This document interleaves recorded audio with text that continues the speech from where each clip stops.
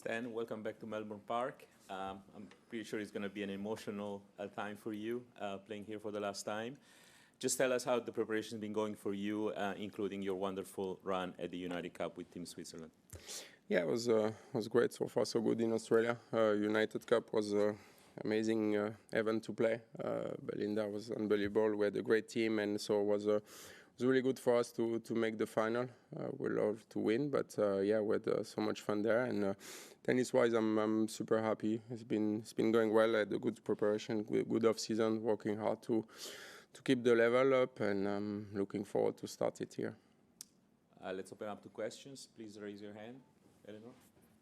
Hi, Stan.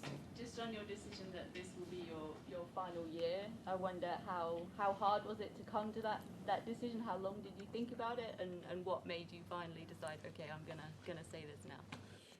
Yeah, it was end of last year, between October, November, December, that I had things in my mind. I think during last year, I didn't know, I wanted to keep going, that's for sure. I was happy playing, and I'm still. But I suddenly, end of last year, I find out that it was quite clear that next year should be my last year.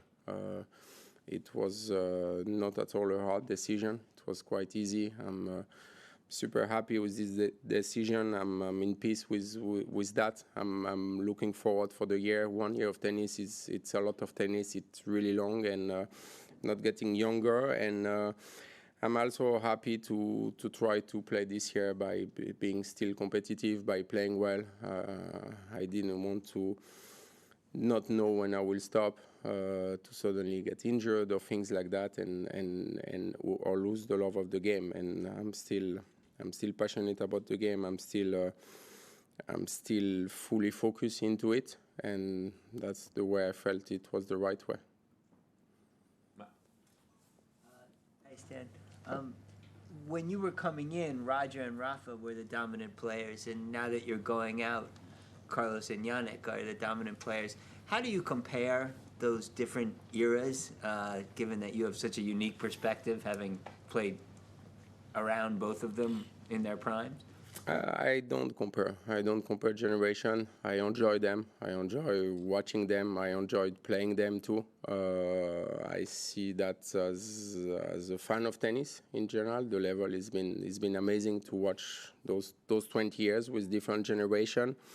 And as a competitor, it's been amazing to face them. Always a big challenge, and I think the level has been unbelievable with Sinner and Alcaraz last year. They're going to keep going into that direction, and as a fan of tennis, you can only enjoy that.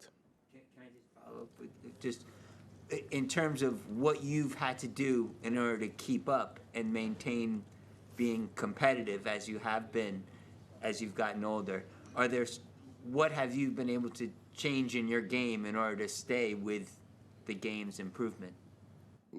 Yeah, I didn't stay much at the top the last few years. I'm 130 in the world, so for me it was always about myself. Like, you of course have to face opponents, but at the end of the day, I always wanted to be the best version of a tennis player I could be. So it's always about pushing my own limits, tennis-wise, physical part too, mentally, trying to really achieve the best I could.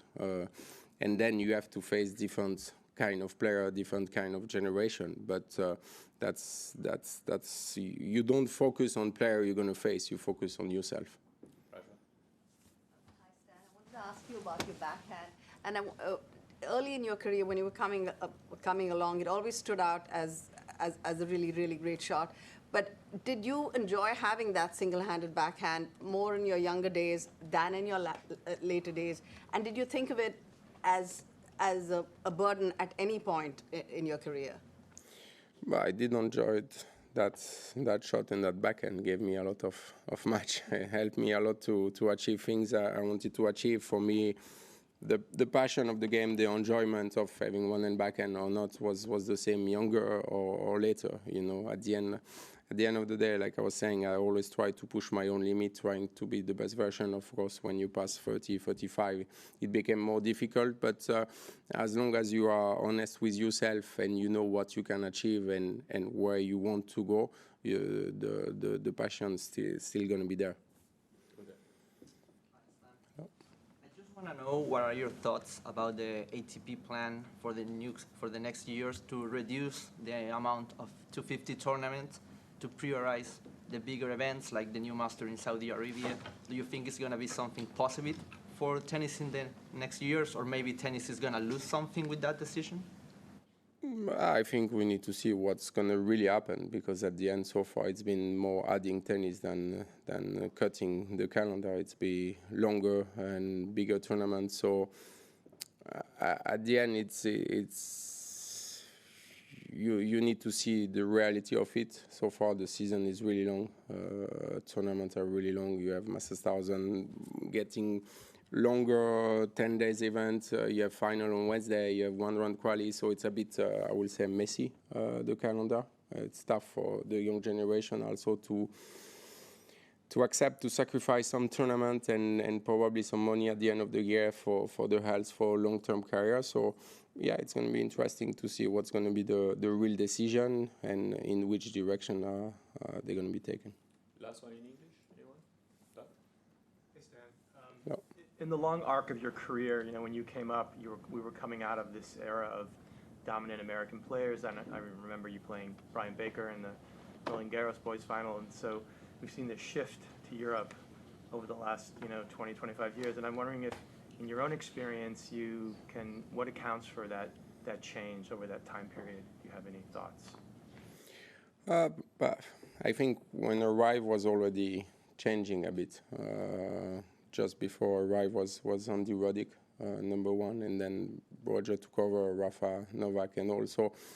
Yeah, I think it's part of the sport. You have it depends a bit of the generation, the mentality, and you always have some switch from Europe to Asia to America. And I think right now you have some amazing American player, quite high in the ranking, and there's a nice group of players to watch. But yeah, there's I don't know how to explain that.